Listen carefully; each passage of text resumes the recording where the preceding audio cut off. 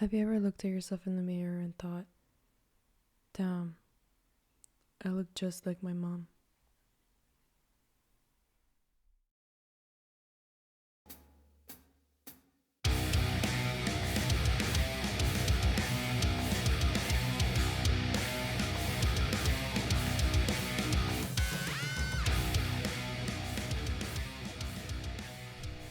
Hello, everybody. Welcome back to another episode of Malcriada. That's of a girl in a sick world. And what a sick world it fucking is. This is your host, your girl, your sexy Latina baddie boom boom pop pop pop pop. Such your knives. Here to talk to you about all things femme, fair, and feared. Wherever I am, essentially, right? In the world, I guess. And thank you so much for being here. Alright, guys. So, today's episode is about Señora Dissociation, okay?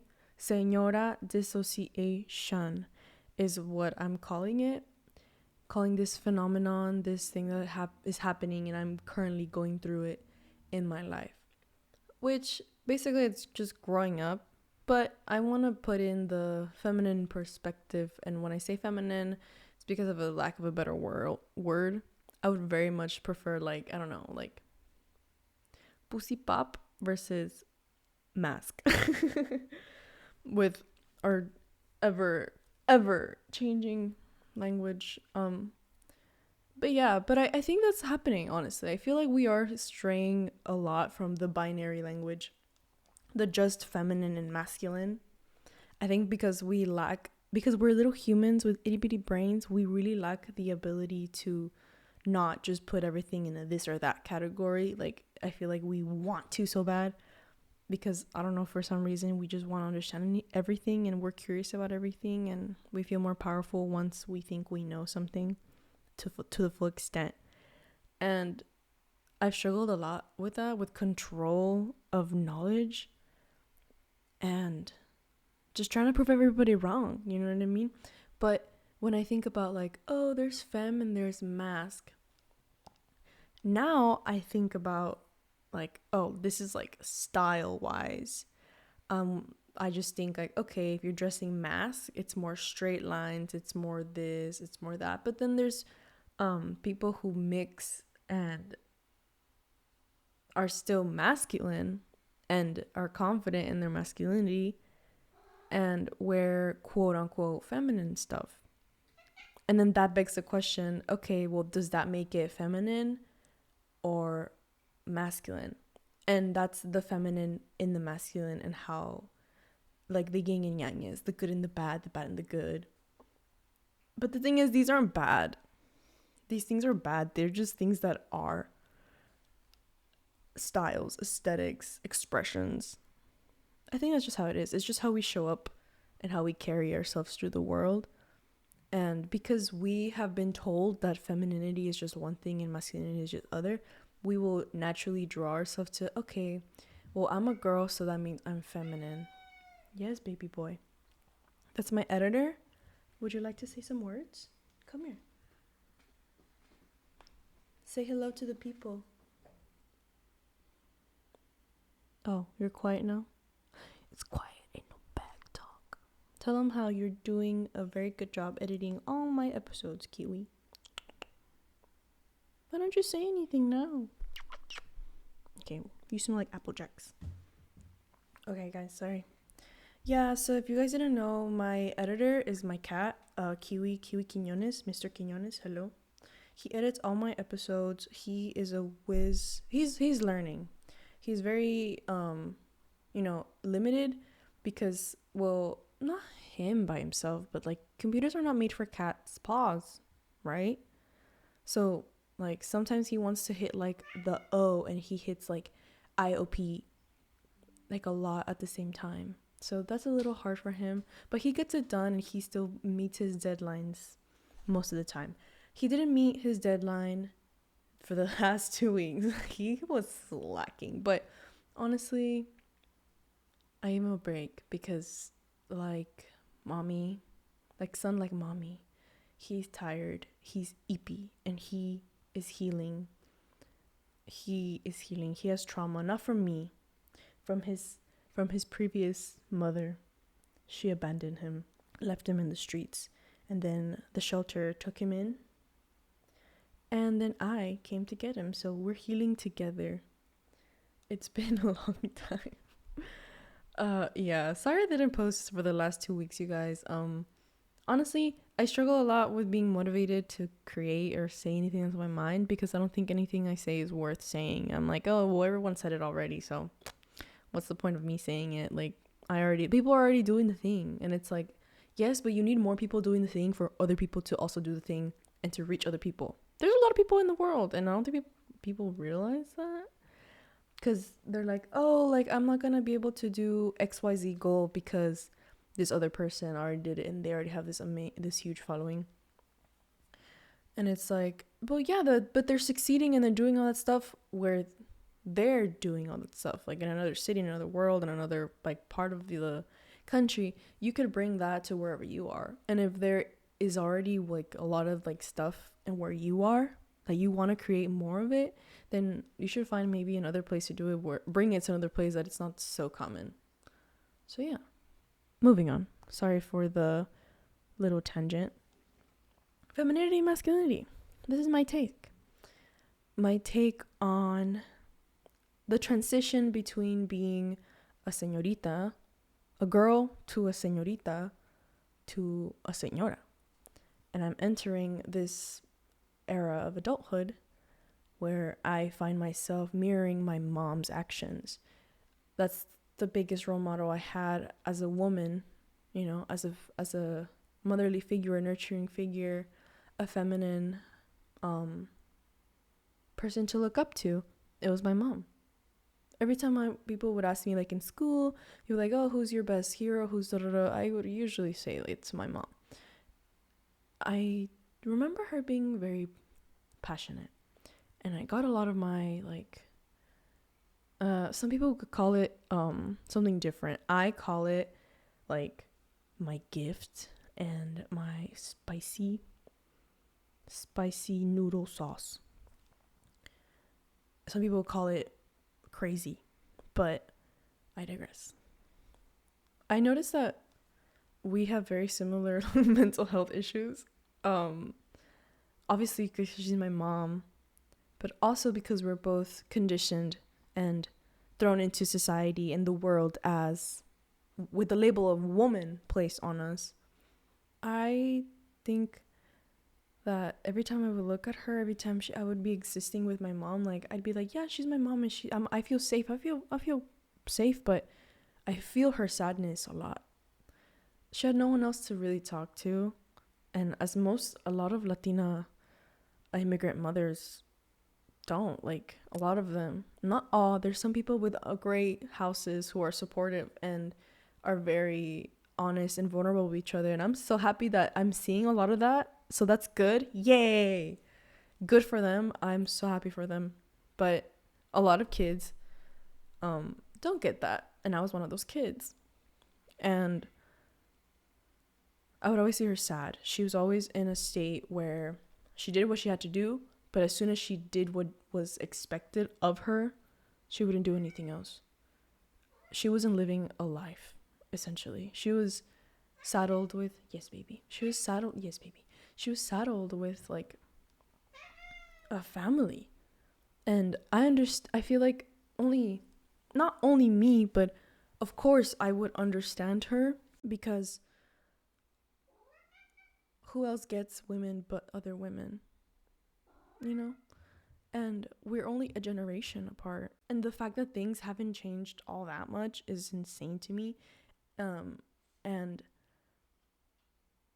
yeah, well, I think like the new thing of this generation is that there's kids who are standing up against their families and calling out predatory behavior and abusive behavior and toxic behavior in Latino households, educating themselves. And I heard this term on a podcast.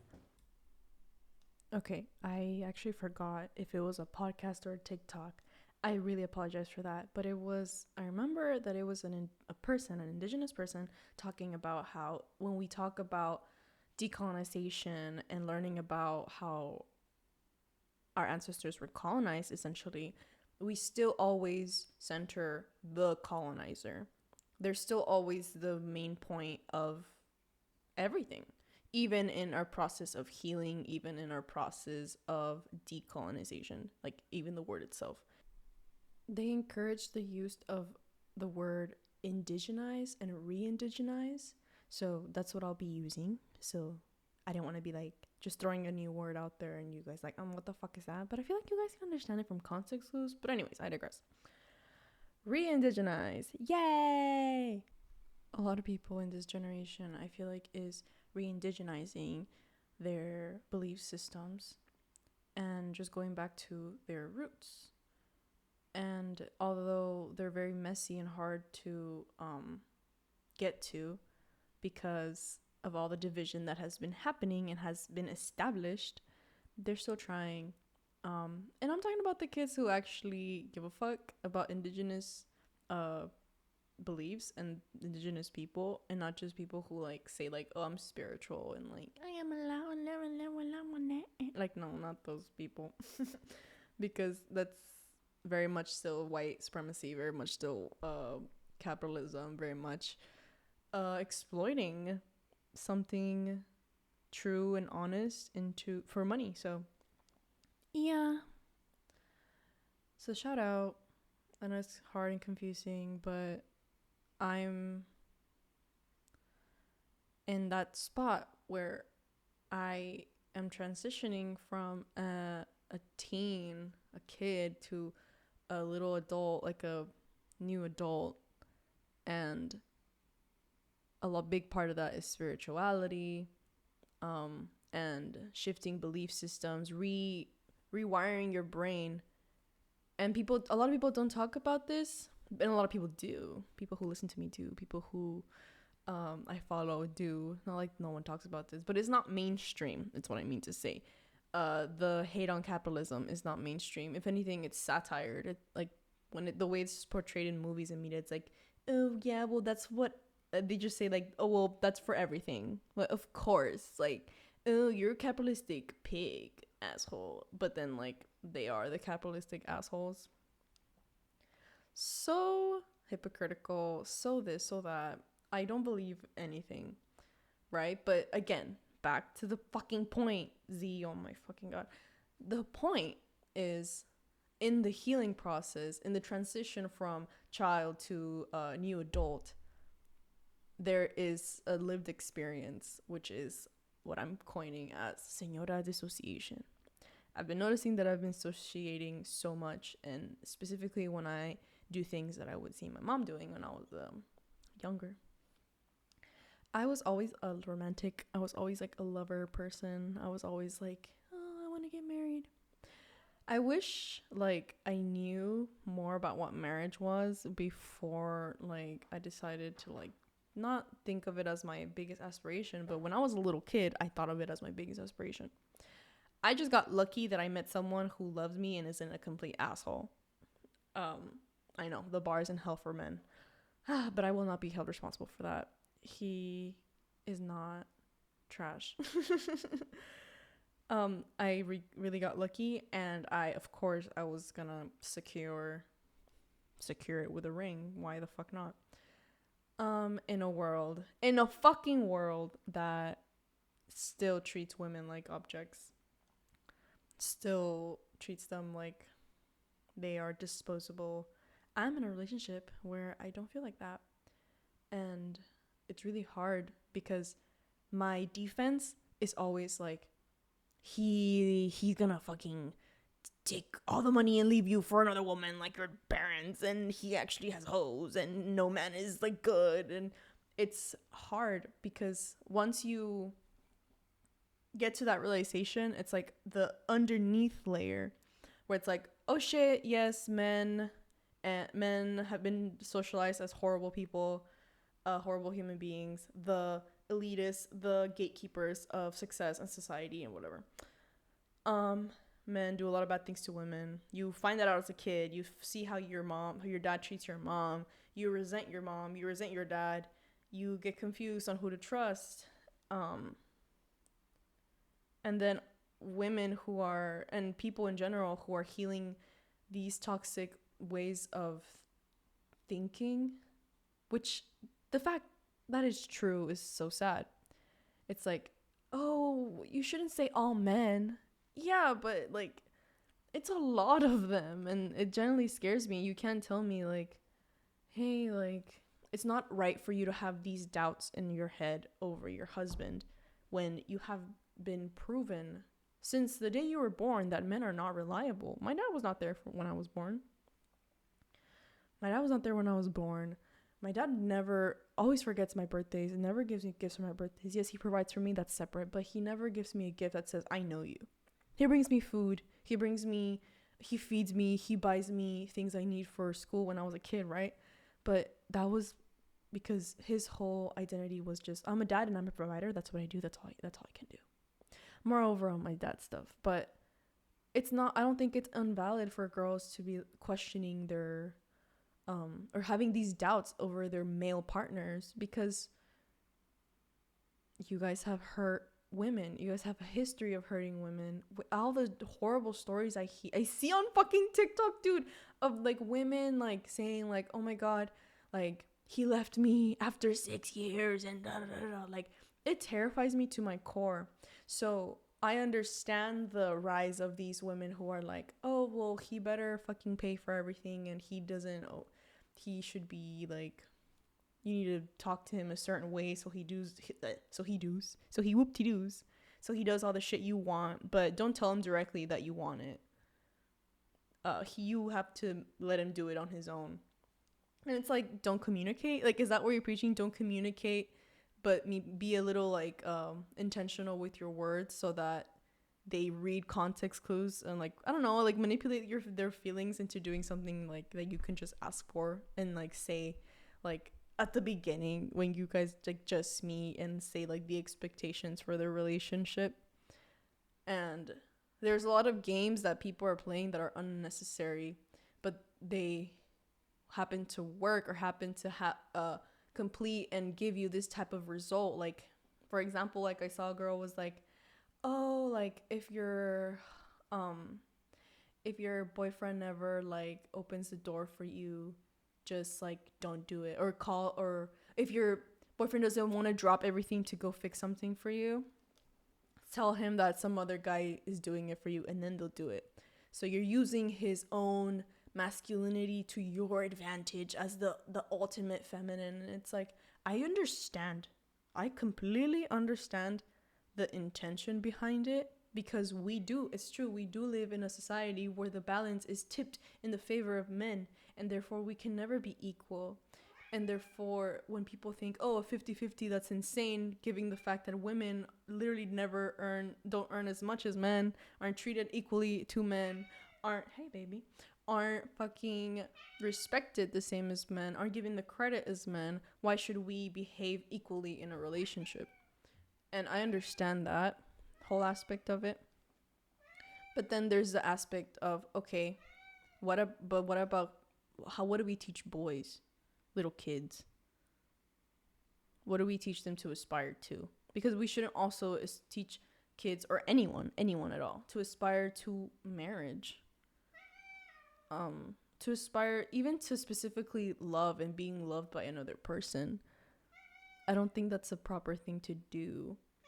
And I feel like love is so capitalized and so exploited, and hey, don't do that. And so like bastardized almost, to the point where we think love is one thing, but it's not. Like, we think love is like, oh, I married someone and this person will do anything for me just because I exist. And it's like, that sounds beautiful, but in the end it sounds like it has a lot of it's brought a lot of problems. And I'm not talking about monogamy. I'm talking about us thinking that family and partnership is the only form of love in the world, when there could be so many more.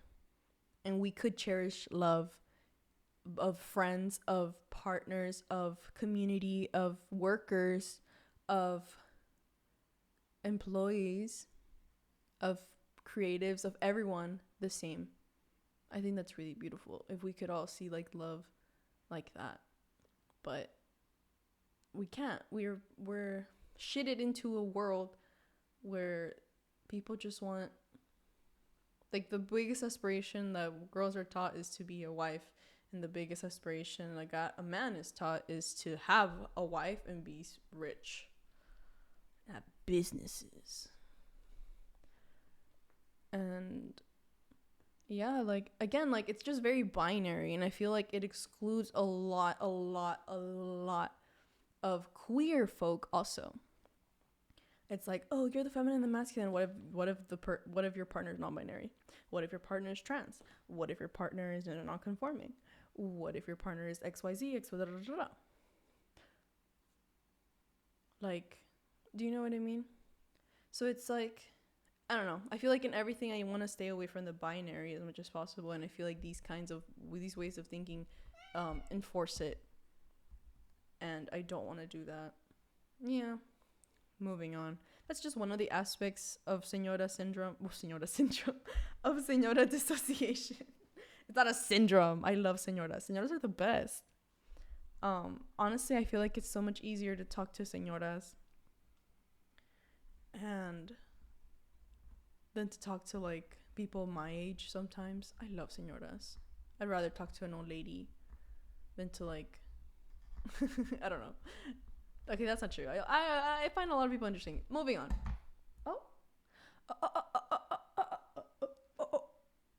You thought I was glitchy. No, okay, sorry. I am going on a tangent. I don't know where I'm going. I need to find my way back. Find your way back.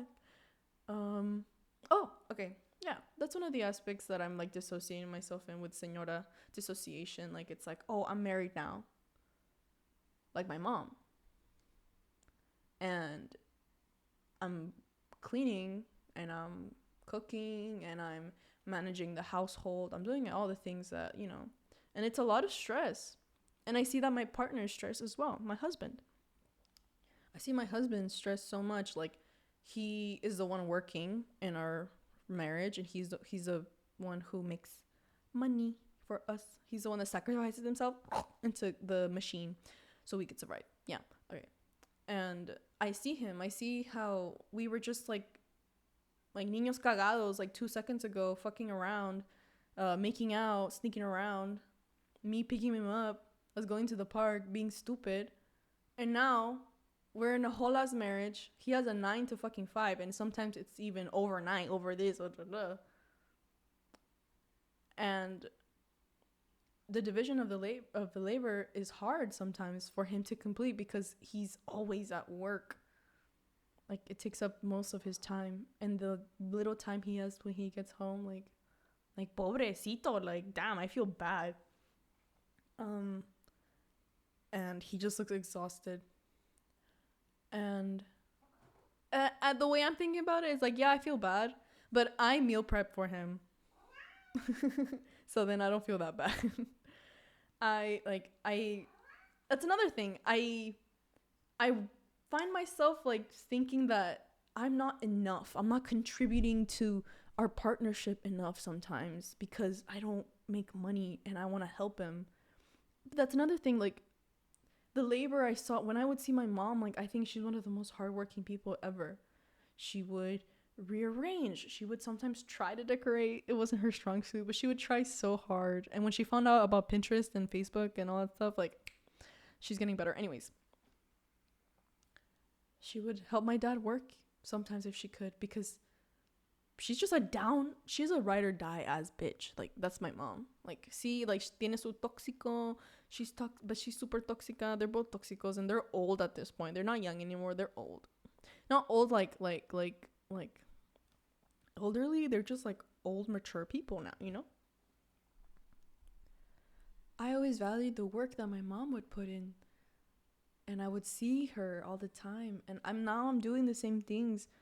And I'm like, why am I still not, like, valuing my labor here in the house? The labor that has been called invisible labor by women because it goes unseen.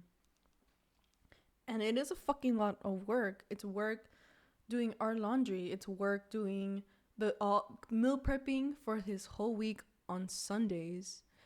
it's hard fucking feeding the cats because I spill all their food on my little sticky hands, and I have to wash them, and then I have to fucking, after I do that, then I work on my creative stuff.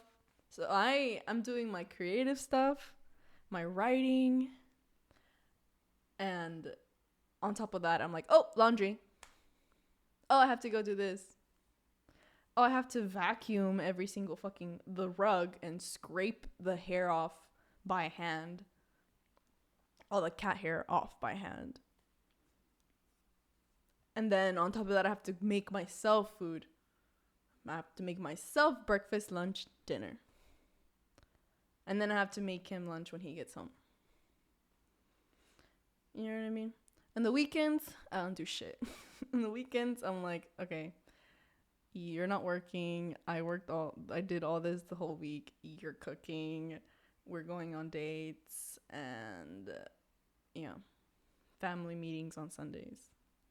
And it's really hard because it's like I have like a film on my eyes, and it's like I can't tell if I'm doing the right thing or not, because the last thing I want to be doing is repeating the patterns my parents repeated. So then I'm like, fuck, what can I do? What do I need to do? And I'm reaching out. But then I start thinking, and I wind down, and I try to calm myself down, because that's something we need to do now. I need to do that now also. I'm not a kid anymore. I have to calm myself down when I'm having a panic attack, or hi baby, or I'm getting really frustrated with something. And I've honestly, like, the only ways I've seen like my parents like de-stress or just vent is through violent ways and unhealthy ways. And yeah, and I've never seen that, so I have to teach myself how to do that, and I am teaching myself that in therapy. And I talked to my therapist about this episode, and I was like, what I'm thinking about is Señora Dissociation. And she started laughing her little ass off, and I was like, oh my god, she's adorable. I love my therapist. She's so fun. She gets me. I'm so happy I found her. But yeah. And yeah, dude, like, fuck, it's so hard. And oh yeah, but it's so hard, but I have to regulate my emotions by myself now. And honestly, like, it's really cheesy and hard at first, and I avoid it sometimes. Like, I know, like, and I know you guys do it too. In your head, if there isn't a little voice that's like, you know you were wrong. You know you're just overwhelmed right now, and you just need to take a break, look back, and collect your thoughts, and then come back and try again. You know that's the step you need to take, but you were never taught how to do that. And you were actually just told you suck and that you can't do anything, and that voice is living in your head without you actually knowing it. And yeah. And it's hard because, like, I don't know, I feel like that's my parents. My parents didn't have that voice in their head. It was just like, because I had no one to teach them that, you know? So the way I regulate myself is like, I tell myself, okay, like, breathe, literally breathe. My therapist was like, oh yeah, wait, if you breathe like 4 seconds in, and then you hold it, and then you let it out as long and slowly as possible, then it activates like this vagus nerve, something in your brain, like this little mushy thing in your brain. It activates a gland, and it's like, it like makes your body like relax and chill out, because yeah. And it's hard because I have to be like,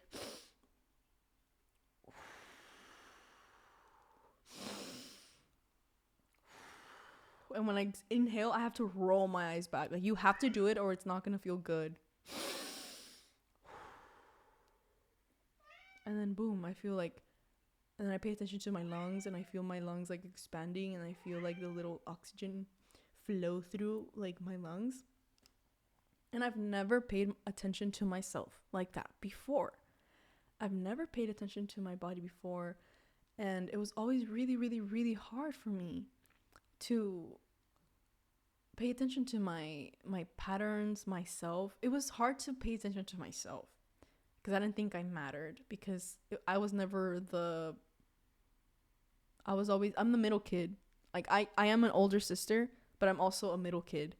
I don't count my older siblings. Okay, something y'all should know about me, since we're getting close and personal and you guys are listening almost to every episode I'm putting out. Thank you, by the way. To get close and personal, share this with you guys. I don't count my older siblings as older siblings. The main one, the first one, my oldest brother, like I don't talk to him. I don't have a relationship with him. I don't plan on having one unless he goes through serious change. I love my sister-in-law and my nieces. Yeah. And my older sister, I also don't have a relationship with her because of a lot of stuff that has happened, and I don't think I should tell you guys this right away, but like it's really bad, and I don't have a relationship with them.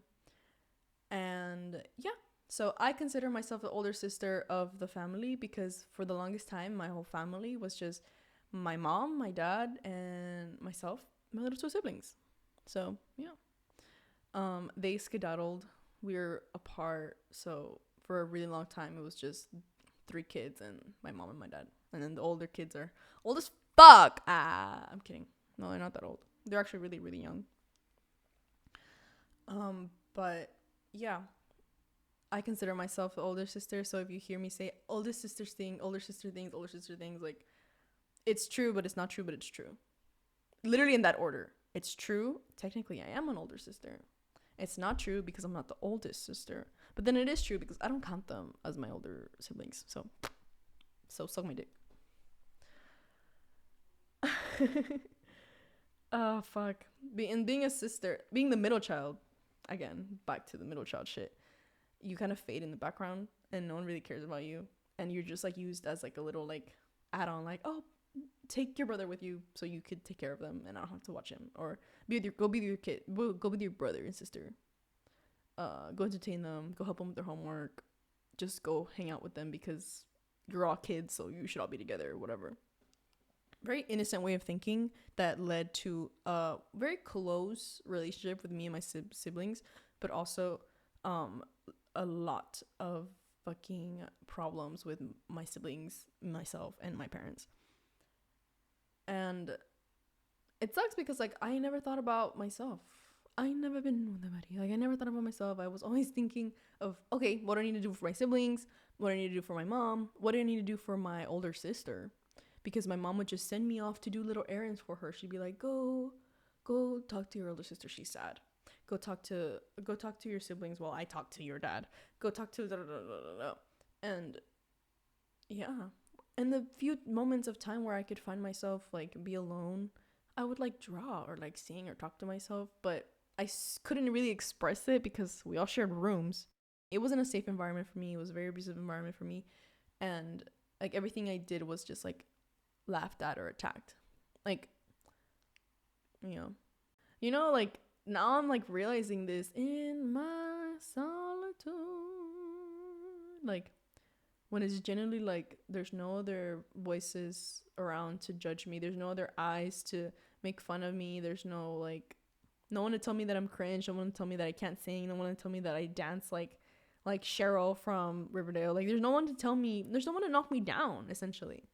So when there's no one to knock me down, I'm just paying attention to myself and I'm learning a lot about myself. I learned that, actually I'm not going to tell you that, but anyways, yeah, I've learned a lot about myself during this time alone, and I don't think, and Señora Dissociation is a lot with that. But when I get scared of being, I get scared of falling into the patterns that my family has put, and that is what kind of drowns me. I guess that's one of my triggers.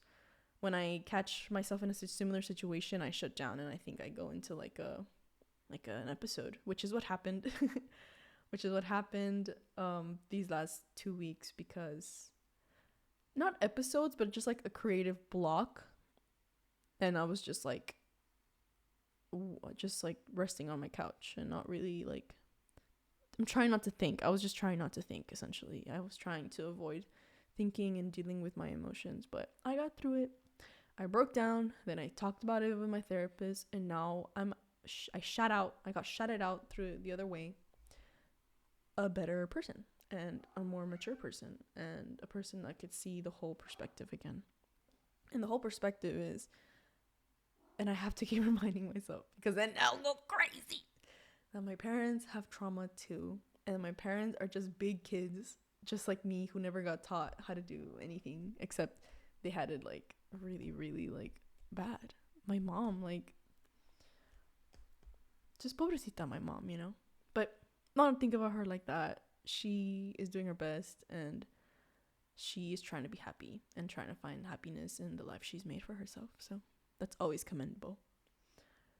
My dad, that's another story. That's a whole other story. Dads bring so much disappointment.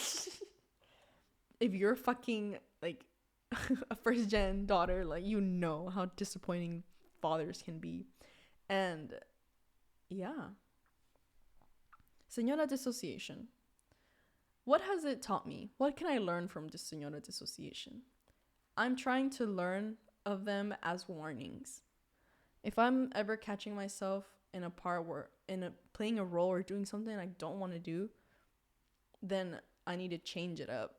Then that means I need to do something else. It's the universe speaking to me saying like, hey, like, remember your mom did this? And I can either be like, okay, fuck, like, I'm being just like my mom. Oh my God, I'm gonna like end up like her. I'm not gonna reach my goals. I'm just gonna be like, I'm not gonna reach the goals that I told myself I was gonna reach or whatever. I'm not gonna chase my dreams. I could think like that, or I could take it as the warning that it is. It's like, hey, like, are you in a place you want to be right now? Like, let's check in. We're checking in. And I feel like the universe like tells you things in such a funny little way. But yeah, like, as I was like cleaning and cooking and doing all this stuff, I noticed that I wasn't pursuing my creative stuff enough. Like, I just got consumed in decorating and I just got consumed in housework. And when I wasn't doing that, I just laid down and watched TV and smoked. And that's just something that I shouldn't be doing all the time. That's something I should save for the weekend. That's something I should set aside time for, yes. But I don't think I should just be doing that every day. Because it doesn't fulfill me. It doesn't fulfill me just serving my husband a plate. It doesn't fulfill me cleaning and having the house spotless. And I don't have kids, and I don't plan on having kids. If you add kids to that mix, it's a whole different story, because I feel like being a parent is a job, a career, one of the most important careers, because you are showing someone how to live, sometimes without even you figuring it out first. So it takes up all your life, all your time. And shout out to housewives and mothers who stay at home and have take on the career of being a mom who tends to their kids and just dedicates her life to help her kids.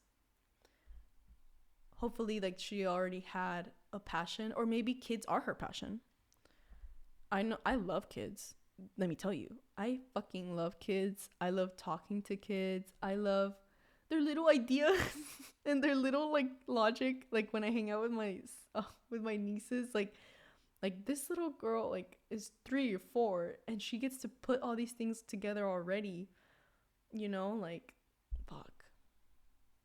I'm just in awe of the creation of the world, and it's just amazing. And I love kids. Like, I would want to have kids, but sometimes I'm like, fuck, dude, I don't want to put my body through that.